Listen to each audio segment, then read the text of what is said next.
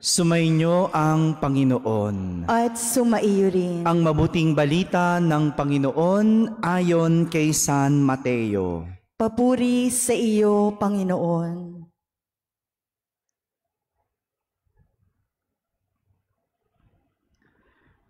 Noong panahong iyon, nang nasa daan na si Jesus patungong Jerusalem, ibinukod niya ang 12.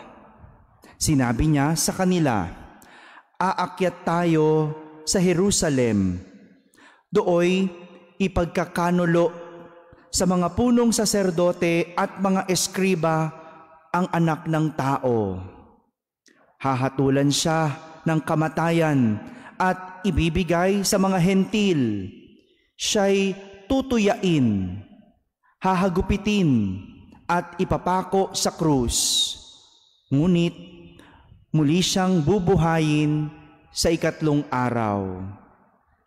Lumapit kay Jesus ang asawa ni Zebedeo, kasama ang kanyang mga anak. May ibig siyang hilingin, kaya't lumuhod siya sa harapan ni Jesus. "Ano ang ibig mo?" tanong ni Jesus. Sumagot siya, "Sana'y ipagkaloob ninyo sa 2 kong anak na ito ang karapatan na makaupong katabi ninyo sa inyong kaharian, isa sa kaliwa at isa sa kanan. Hindi ninyo nalalaman ang inyong hinihingi." Sabi ni Jesus sa kanila, "Makaiinom ba kayo sa kopa ng hirap ko?" "Opo," tugon nila.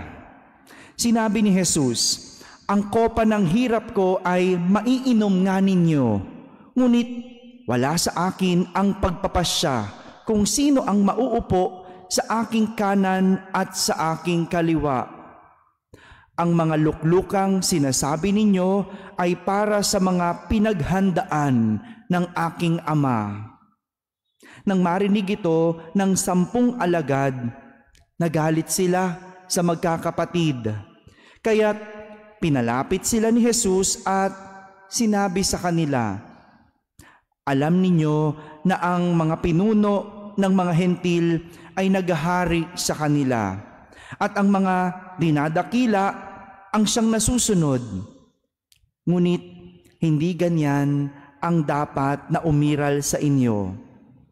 Sa halip, ang sinuman sa inyo na ibig maging dakila ay dapat maging lingkod. Ang sinumang ibig maging pinuno ay dapat maging alipin ninyo. Tulad ng Anak ng Tao na naparito, hindi upang paglingkuran, kundi upang maglingkod at ialay ang kanyang buhay upang matubos ang marami." Mga kapatid, ang mabuting balita ng Panginoon. Pinupuri ka namin, Panginoong Hesukristo. Magsiupo muna po ang lahat. Magandang gabi po sa inyong lahat. 2 karakter na may parehas na sinapit na karanasan ang ikinukwento sa atin ng ating mga pagbasa sa araw na ito. Narinig natin sa unang pagbasa ang panalangin ni Propeta Jeremias. Abot-abot ang dasal ni Propeta Jeremias sa Panginoon dahil sa pag-uusig sa kanya ng mga tao. Gusto siyang ipaligpit. Gusto siyang patayin. Nais siyang isakdal ng mga tao sa kadahilanang pangangaral. Imagine nyo, no? Nangaral ka lang, ipapapatay ka na. Nagturo ka lang, ililigpit ka. Pinagsasabihan kasi ni Propeta Jeremias ang mga tao na ituwid ang kanilang buhay.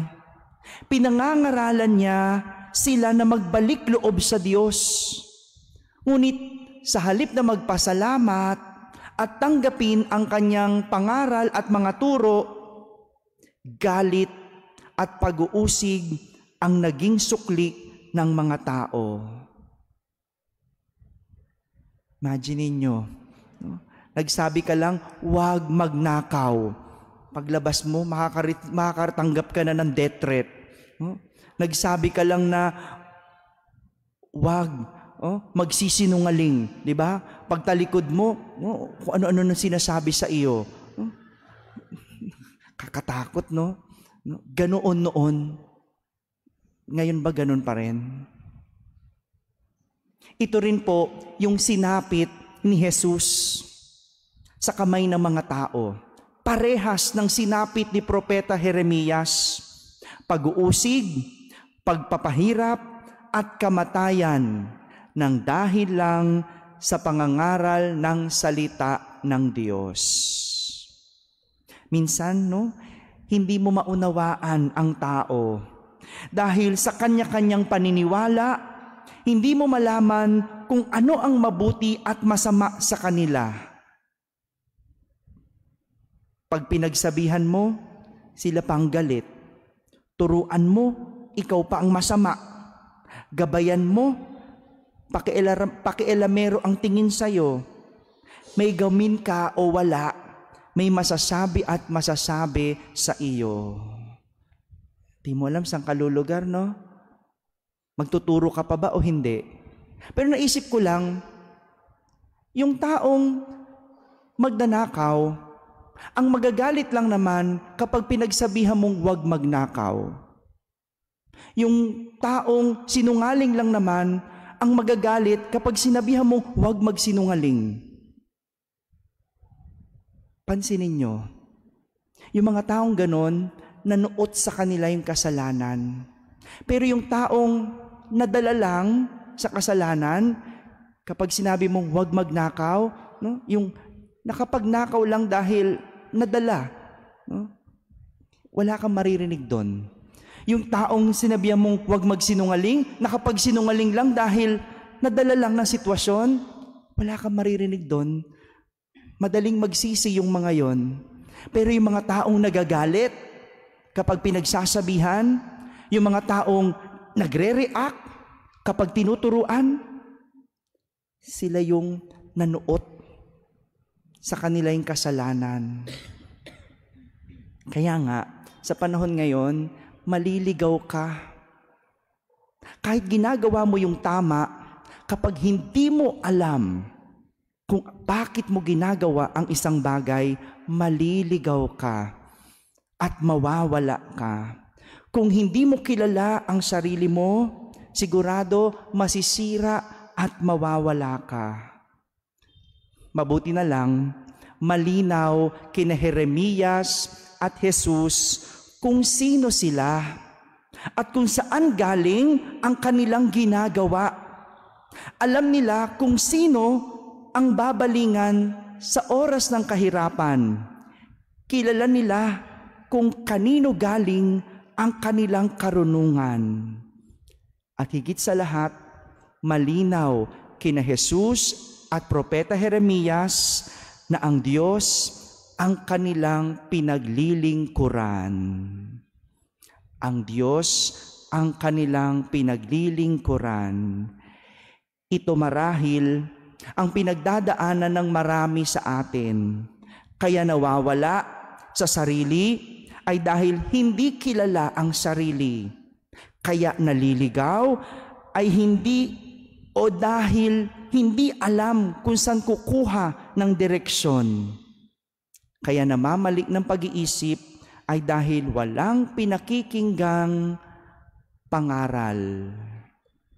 Sa panahon ngayon, sa dami ng ingay, sa dami ng mga sabi-sabi, sa dami ng panghuhusga at kanya-kanyang paniniwala, ang daling mawala at maligaw. Lalo na kung wala kang kinakapitang matibay at sinasampalatayanang malinaw. Mga kapatid, tayo po ay inaanyayahan ng ating mga pagbasa na bumaling sa Diyos. Sa mga panahong nawawala ang pagkilala natin sa ating mga sarili. Sa mga pagkakataong naaapektuhan tayo sa mga sinasabi ng iba, humingi ng lakas sa Diyos dahil ang Diyos ang nakakakilala sa atin ng lubos. Amen.